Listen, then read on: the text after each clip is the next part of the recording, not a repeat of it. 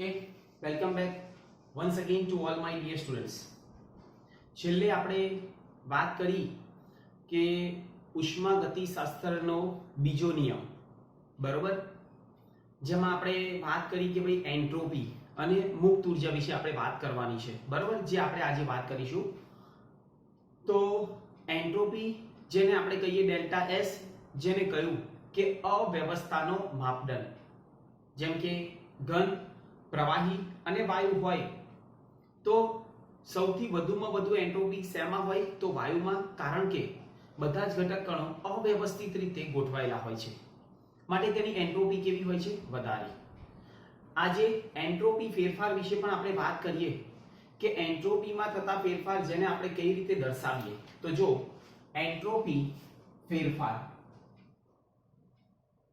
Entropy ફેરફાર, okay, જેને આપણે કહીએ ડેલ્ટા એસ, બરોબર. ડેલ્ટા એસ એટલે એન્ટ્રોપી ફેરફાર.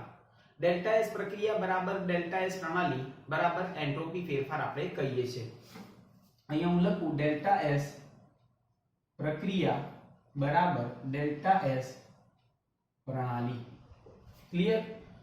હવે એન્ટ્રોપી ફેરફારને આપણે લખવું હોય તો નિપજોની કુલ એન્ટ્રોપી ડેલ્ટા એસ બરાબર નિપજોની કુલ એન્ટ્રોપી, જેને આપણે કહીએ એસપી માઈનસ પ્રક્રિયકોની કુલ એન્ટ્રોપી, જેને આપણે કહીએ એસઆર. એટલે નિપજ અને પ્રક્રિયકની કુલ એન્ટ્રોપી. અને બીજું આપણને બધાને ખબર હોવી જોઈએ કે તાપમાનના વધતા એન્ટ્રોપી વધારો થાય છે. તાપમાન વધતા, અહીંયા લખું, તાપમાન વધતા એન્ટ્રોપી માં વધારો થાય છે. કારણ શું બેટા? કારણ કે તાપમાન વધતા અણુઓની રેખીય ગતિ ઉપરાંત ભ્રમણીય ગતિ અને આંદોલનીય ગતિમાં વધારો થતો હોવાથી આપણે કહીએ અવ્યવસ્થામાં વધારો થાય છે, બરોબર. કારણ કે તાપમાન વધતા શું કહ્યું બેટા? ભ્રમણીય ગતિ એટલે કે રેખીય ગતિ, રેખીય ગતિ ઉપરાંત શું? તો ભ્રમણીય ગતિ, ભ્રમણીય ગતિ અને આંદોલનીય ગતિમાં વધારો, ગતિમાં વધારો થતો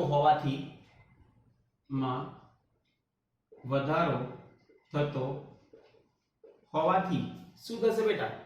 તો આપણે એવું કહીએ કે અવ્યવસ્થામાં વધારો થાય છે. અવ્યવસ્થામાં વધારો થાય છે, બરોબર. એટલે અવ્યવસ્થા વધી એટલે એન્ટ્રોપીનું મૂલ્ય પણ વધ્યું. આમ આંતરિક ઊર્જા અને એન્થાલ્પીની જેમ એન્ટ્રોપી પણ અવ્યવસ્થા વિધેય છે. આમ આંતરિક ઊર્જા અને એન્થાલ્પી ની જેમ શું છે? એન્ટ્રોપી પણ અવ્યવસ્થા વિધેય છે. અવ્યવસ્થા વિધેય છે, બરોબર છે. એટલે આ બધું જ આપણને ખબર હોવી જોઈએ. પ્રારંભિક અને અંતિમ એન્ટ્રોપીમાં ફેરફારને આપણે એવું કહીએ ડેલ્ટા એસ. અને અહીંયા એવું પણ લખી શકીએ આપણે કે ડેલ્ટા એસ બરાબર SF એટલે કે ફાઇનલ માઇનસ ઇનિશિયલ, અને it is always greater than 0, બરાબર. હવે આ બધું જે હતું બેટા એ એન્ટ્રોપી ફેરફાર હતો. હવે આદર્શ વાયુ નું શૂન્ય અવકાશમાં વિસ્તરણ અને એન્ટ્રોપી ફેરફાર કેવી રીતે થાય છે એ આપણે જોઈશું, બરાબર. પહેલા આ નોટ ડાઉન કરી લો, પછી આગળ આપણે જોઈએ છે.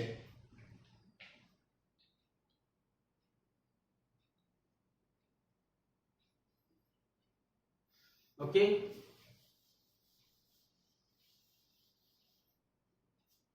આદર્શ વાયુનું શૂન્ય અવકાશમાં વિસ્તરણ, આદર્શ વાયુનું શૂન્ય અવકાશમાં વિસ્તરણ અને એન્ટ્રોપી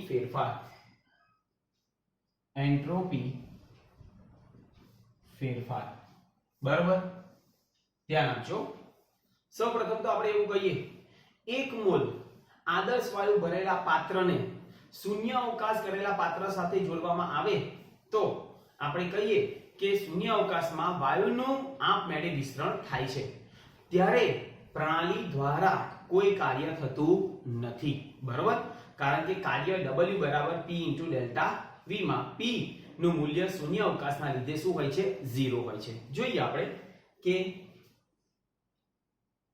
1 મોલ આદર્શ વાયુ ભરેલા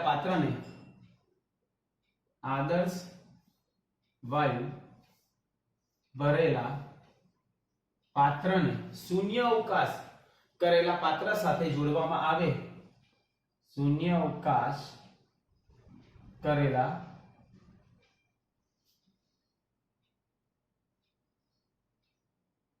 પાત્ર સાથે જોડવામાં આવે બરાબર તો શૂન્ય અવકાશમાં વાયુનું આપમેળે વિસ્તરણ થાય છે ત્યારે શૂન્ય અવકાશમાં વાયુનું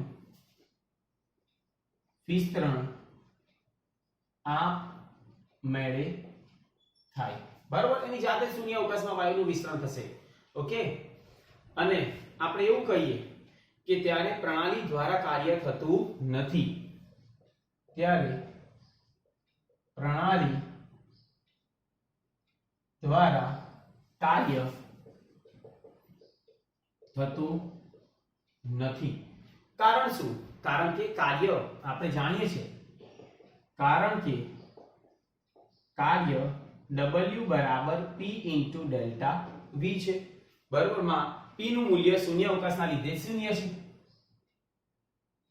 માં P નું મૂલ્ય શૂન્ય અવકાશના લીધે શૂન્ય છે કેવું છે 0 છે અને બીજું આપણે કહીએ કે આ પ્રક્રમ વાયુ ઉષ્મા ગુમાવતો નથી અને મેળવતો પણ નથી આ પ્રક્રમમાં વાયુ ઉષ્મા ગુમાવતો પણ નથી અને મેળવતો પણ નથી માટે ઉષ્માનું મૂલ્ય શું થવાનું તો Q બરાબર આપણે થયું 0 બરાબર અને Q બરાબર 0 થાય એટલે આપણે એવું લખી શકીએ કે ડેલ્ટા U બરાબર 0 બરાબર આ પ્રક્રમ પ્રતિવર્તી નથી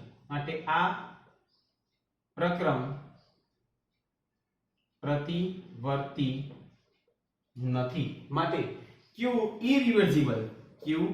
ઇરિવર્સિબલ બરાબર 0 રિવર્સિબલ નથી એટલે ઇરિવર્સિબલ છે અને દબાણ શૂન્ય અવકાશમાં જો 0 હોય તો ડેલ્ટા U પણ કેવું થવાનું 0 બરાબર તો આ બધું જ આપણને ખબર હોવી જોઈએ હવે આપણે એવું કહીએ કે Q ઇરિવર્સિબલ બરાબર શું થશે RT ln શું આવશે V2/V1 બરાબર તો Q રિવર્સિબલ ભાગ્યા T બરાબર R ln V2/V1 અને આપણે કહીએ ડેલ્ટા S કારણ કે Q રિવર્સિબલ ભાગ્યા T બરાબર ડેલ્ટા S તો ડેલ્ટા S બરાબર R ln V2/V1 બરાબર છે હવે આપણે બધા જાણીએ છીએ કે R ln V2/V1 જ્યાં V1 જે V1 છે એ શું છે તો વાયુનું પ્રારંભિક કદ અને અંતિમ કદ અહીંયા વાયુનું પ્રારંભિક કદ અને વાયુનું અંતિમ કદ બરાબર છે જેને આપણે કહીએ ડેલ્ટા S અને બોયલનો નિયમ આપણે જાણીએ છીએ કે P1 V1 બરાબર P2 V2 તો આપણે એવું લખીએ v2/v1 બરાબર p1/p2 તો અહીંયા ડેલ્ટા S બરાબર r ln p2 p1/p2 ખ્યાલ આવી ગયો બરાબર અને બીજી રીતે લખવું હોય તો આ રીતે પણ લખાય ડેલ્ટા S બરાબર 2.303 r log p1/p2 બરાબર આ થયું આપણે એન્ટ્રોપી ફેરફાર આના રિલેટેડ કદાચ કોઈ દબાણ આપેલું હોય અને એન્ટ્રોપી ફેરફાર આપણે શોધવાનો હોય તો આ રીતે આ સમીકરણમાં મૂકીને એન્ટ્રોપી ફેરફાર આપણે શોધી શકીએ છીએ બરાબર ચલો નોટ ડાઉન કરી લો ત્યારબાદ હવે આપણે જોઈએ છે ગિબ્સ મુક્ત ઉર્જા અને ઉષ્માગતિશાસ્ત્રનો બીજો નિયમ આ એન્ટ્રોપી વિશે નોટ ડાઉન કરી લો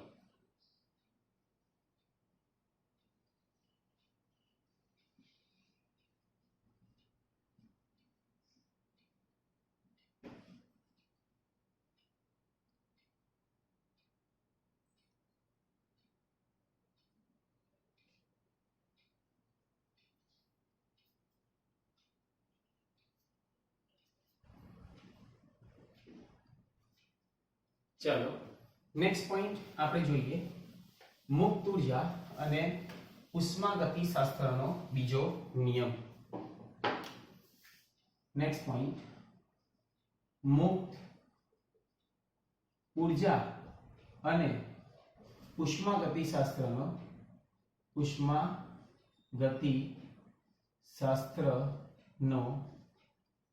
બીજો નિયમ बराबर સૌપ્રથમ તો આપણે જે કહીએ છીએ કે કોઈ પણ રાસાયણિક પ્રક્રિયા આપમેળે થશે કે નહીં તેને એન્ટ્રોપીના આધારે નક્કી કરવામાં આવે છે બરાબર કે કરવા માટે પ્રણાલી અને પર્યાવરણ એમ બંનેમાં થતા એન્ટ્રોપીના ફેરફાર નક્કી કરવા પડે છે એટલે અહીંયા લખું કે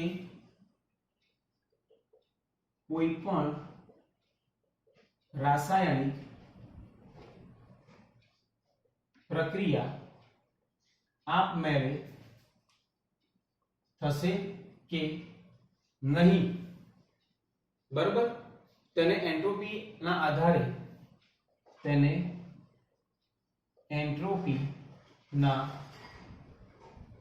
આધારે શું નક્કી કરવા પ્રણાલી અને પર્યાવરણ બરાબર બંને પ્રણાલી અને પર્યાવરણ એમ બંને થતા એન્ટ્રોપીના ફેરફાર એમ બંનેમાં થતા એન્ટ્રોપીના ફેરફાર નક્કી કરવા પડે છે બરાબર નક્કી કરવા પડે છે ખ્યાલ આવી ગયો એટલે મુક્ત ઉર્જામાં થતા એક એવું અવસ્થા વિધેય છે જેમાં પ્રક્રિયા આપમેળે થશે કે નહીં તે નક્કી કરવા ફક્ત પ્રણાલીની મુક્ત ઉર્જામાં થતા ફેરફાર નક્કી કરવો પડે છે બરાબર એટલે એવું કહી અહીંયા નેક્સ્ટ પોઈન્ટ આપણે એવું લખીએ મુક્ત ઉર્જા એક એવું અવસ્થા વિધેય છે મુક્ત ઉર્જા એક એવું અવસ્થા વિધેય છે બરાબર કે આપણે એવું કહીએ છીએ કે જેમાં પ્રક્રિયા આપમેળે થશે કે નહીં કે જેમાં પ્રક્રિયા આપમેળે થશે કે નહીં તે નક્કી કરવા ફક્ત પ્રણાલીની મુક્ત ઉર્જામાં થતો ફેરફાર શોધવો પડે તે નક્કી કરવા ફક્ત પ્રણાલીની મુક્ત ઉર્જામાં થતો ફેરફાર બરાબર શોધવો પડે છે બરાબર ખાલી પ્રણાલીમાં મુક્ત ઉર્જામાં થતો જે ફેરફાર છે એ એકલો આપણે શોધવાનો છે આ અવસ્થા વિધેય મુક્ત ઉર્જા અહીંયા લખીએ કે આ અવસ્થા વિધેય શું છે બેટા તો G અવસ્થા વિધેય મુક્ત ઉર્જા G મુક્ત ઉર્જા G બીજું કયું પ્રણાલીની એન્થાલ્પી H પ્રણાલીની એન્થાલ્પી H અને ત્રીજું આપણે કહીએ એન્ટ્રોપી S વચ્ચેનો સંબંધ, એન્ટ્રોપી S વચ્ચેનો સંબંધ આપણને આપ્યો છે કે G બરાબર H - T * S બરાબર. જો નિયત તાપમાને પ્રણાલીની અવસ્થા બદલાય તો ત્રણેય અવસ્થા વિધેયના મૂલ્યમાં ફેરફાર થાય. અહીંયા લખું, જો નિયત તાપમાને શું બેટા પ્રણાલીની અવસ્થા બદલાય, પ્રણાલીની અવસ્થા બદલાય તો ત્રણેય આપણે એવું કહીએ અવસ્થા વિધેયના મૂલ્યમાં ફેરફાર થાય. તો ત્રણેય અવસ્થા વિધેયના મૂલ્યમાં ફેરફાર થાય. બરાબર. જેને આપણે કેવી રીતે તો ડેલ્ટા લખી દઈએ તો ડેલ્ટા G બરાબર delta H - T * delta S. બરાબર. તો આ થયું એની વચ્ચેનો સંબંધ. બરાબર. તો આ બધું જ આપણને ખબર હોવી જોઈએ. ચલો નોટ ડાઉન કરી લો બધું જ. ત્યારબાદ હવે આપણે વાત કરીશું કે પ્રક્રિયા ક્યારે આપમેળે થાય છે. તો આમાં એવું પણ કહેવાય કે તાપમાન વધારવામાં આવે તો એન્ટ્રોપીનું મૂલ્ય વધે છે, તો ડેલ્ટા G ઋણ બન્યું તો ડેલ્ટા G નું મૂલ્ય ઋણ થાય તો પ્રક્રિયા આપમેળે થાય. બરાબર. અહીંયા ધ્યાન આપજો, આપમેળે થતી પ્રક્રિયામાં ડેલ્ટા G નું મૂલ્ય ઋણ મળે છે. પહેલો પોઈન્ટ, આપમેળે થતી પ્રક્રિયામાં ડેલ્ટા G નું મૂલ્ય ઋણ મળે છે. એટલે ડેલ્ટા G નું મૂલ્ય ઋણ આવ્યું તો પ્રક્રિયા આપમેળે થઈ, કારણ કે આપમેળે થતી બધી જ પ્રક્રિયાઓમાં પ્રણાલીની મુક્ત ઊર્જા ઘટે છે. કારણ કે આપમેળે થતી પ્રક્રિયાઓમાં પ્રણાલીની મુક્ત ઊર્જા ઘટે છે. પ્રણાલીની મુક્ત ઊર્જા ઘટે છે. બરાબર. સેકન્ડ પોઈન્ટ, આપમેળે ન થતી પ્રક્રિયામાં ડેલ્ટા G નું મૂલ્ય ધન મળે છે. આપમેળે ન થતી પ્રક્રિયામાં ડેલ્ટા G નું મૂલ્ય ધન મળે છે. બરાબર. અને સંતુલન પ્રક્રિયામાં ડેલ્ટા G નું મૂલ્ય શૂન્ય થાય છે. અને સંતુલન પ્રક્રિયામાં ડેલ્ટા G નું મૂલ્ય કેવું થાય છે? શૂન્ય થાય છે. બરાબર. એટલે આ બધું જ આપણને ખબર હોવી જોઈએ કે કઈ પ્રક્રિયા આપમેળે થશે, કઈ પ્રક્રિયા આપમેળે નહીં થાય. હંમેશા યાદ રાખો કે ડેલ્ટા G નું મૂલ્ય ઋણ મળ્યું તો પ્રક્રિયા આપમેળે થઈ, ડેલ્ટા G નું મૂલ્ય ધન મળ્યું તો પ્રક્રિયા આપમેળે થતી નથી, અને ડેલ્ટા G જો 0 મળ્યું તો પ્રક્રિયા સંતુલન સ્થિતિ પ્રાપ્ત કરે છે. બરાબર. ચલો નોટ ડાઉન કરી લો બધું જ.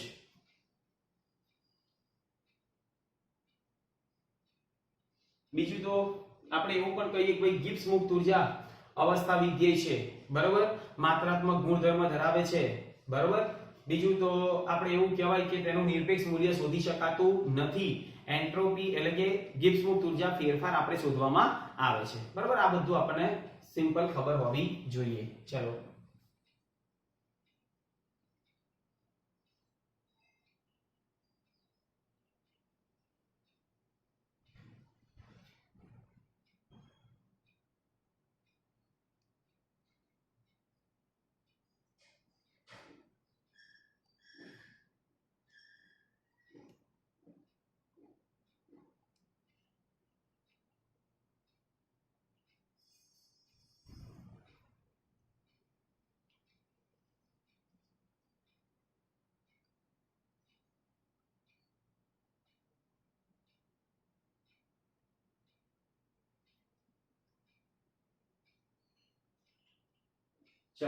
નેક્સ્ટ આપણે જોઈએ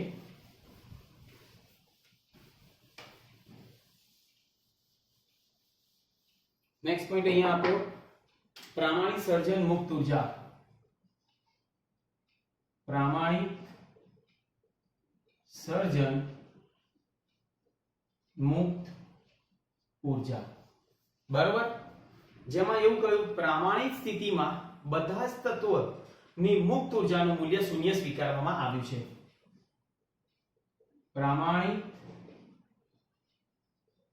સ્થિતિમાં બધા જ તત્વોની મુક્ત ઉર્જાનું મૂલ્ય, બધા જ તત્વોની મુક્ત ઉર્જાનું મૂલ્ય શૂન્ય સ્વીકારવામાં આવ્યું છે.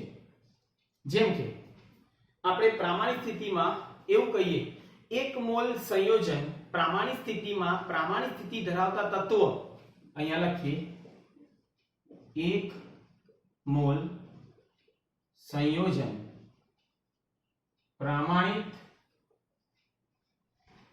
સ્થિતિમાં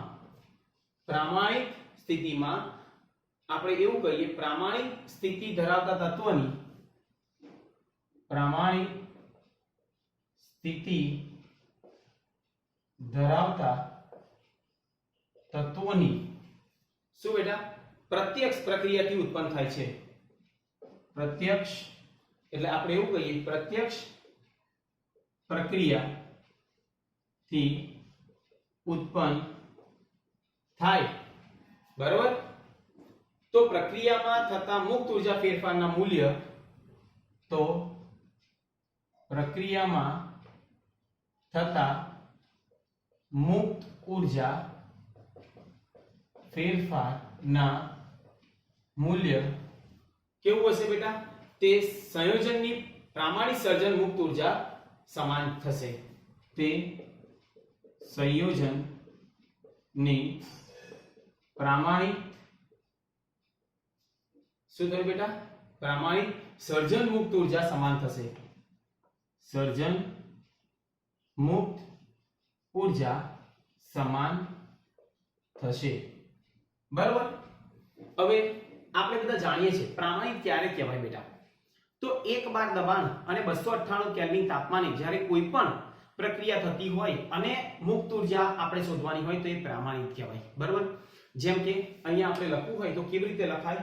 તો ડેલ્ટા એફ G0, 0 આવે એટલે શું કહેવાય? પ્રામાણિક. 298 કેલ્વિન તાપમાન અને 1 બાર દબાણ, બરાબર. તો એને આપણે લખાય સમેશન શું આવશે? ડેલ્ટા FH0 શું આવશે? નિપજો ઓછા સમેશન ડેલ્ટા FH0 પ્રક્રિયકો, બરાબર છે. હા, એટલે અહીંયા આપણે કહીએ કે નિપજોની કુલ પ્રામાણિક સર્જન મુક્ત ઉર્જા, અહીંયા લખું નિપજોની કુલ પ્રામાણિક સર્જન મુક્ત ઉર્જા ઓછા પ્રક્રિયકોની કુલ પ્રામાણિક સર્જન મુક્ત ઉર્જા, બરાબર છે. તો આ રીતે આપણે શોધી શકાય. અને બીજું, નિયત તાપમાને આદર્શ વાયુ નું દબાણ બદલાતા કદમાં ફેરફાર થાય છે, બરાબર. તો કેવી રીતે? તો એવું કહીએ નિયત તાપમાને આદર્શ વાયુનું દબાણ બદલાતા આદર્શ વાયુનું દબાણ બદલાતા શું થશે બેટા? કદમાં ફેરફાર થાય છે. કદમાં ફેરફાર થાય છે. ઓકે. તો કેવી રીતે?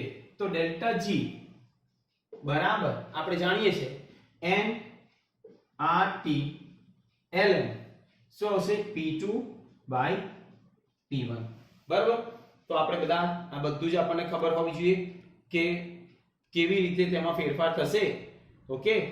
જેમાં આપણે એવું કહીએ કે આને મારે લખવું હોય તો ડેલ્ટા G બરાબર 2.303 nRT log p2 by p1. બરાબર, આ સમીકરણ પરથી એક્ઝામ્પલ પણ આપણે શોધવાના હશે.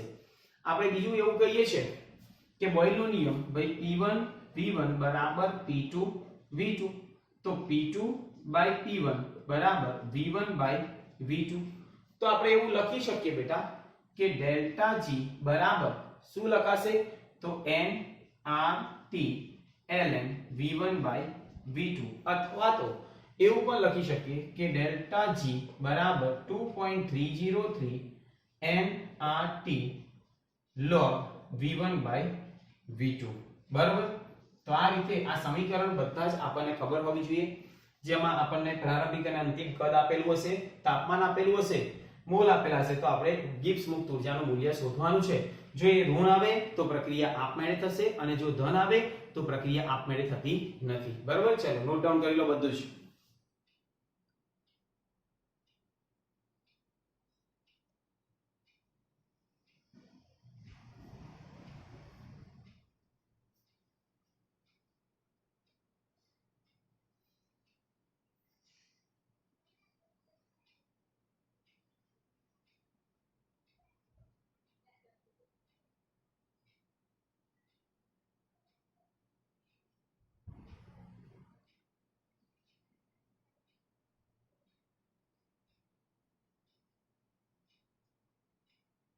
ચલો હવે આપણે જોઈશું મુક્ત ઊર્જા અને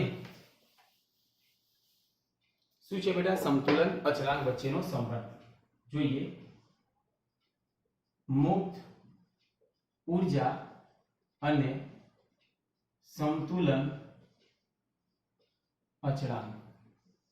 ચલો જોઈએ કે નિયત તાપમાન અને નિયત દબાણે થતી બધી જ પ્રક્રિયાઓ માટે પ્રામાણિક મુક્ત ઊર્જા ફેરફાર પ્રક્રિયાના સંતુલન અચળાંક વચ્ચેનો સંબંધ આપણે જોઈએ. તો અહીંયા લખીએ નિયત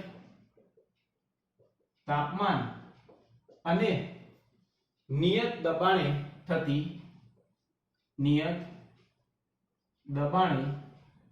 થતી રાસાયણિક પ્રક્રિયાઓ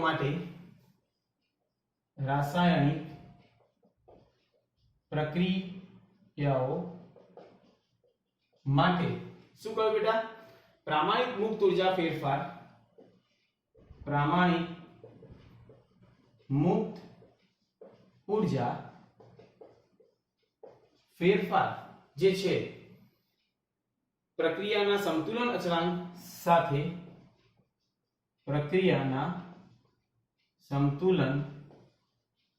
અચળાંક સાથે સંબંધ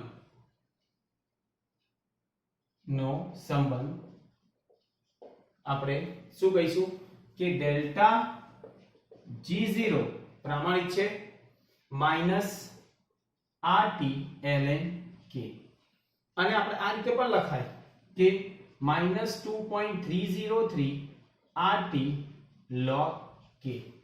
બરાબર છે, ક્લિયર. જો પ્રણાલી વાયુ અવસ્થા ધરાવતી હોય તો K બરાબર Kp થાય. જો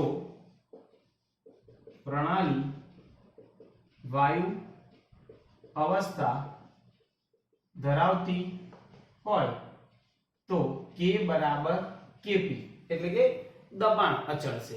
અને જો પ્રક્રિયકો અને નિપજોનું સમાન પ્રવાહી દ્રાવણ બનતું હોય, જો પ્રક્રિયક અને નિપજનું સમાન પ્રવાહી દ્રાવણ બનતું હોય તો K બરાબર Kc થાય.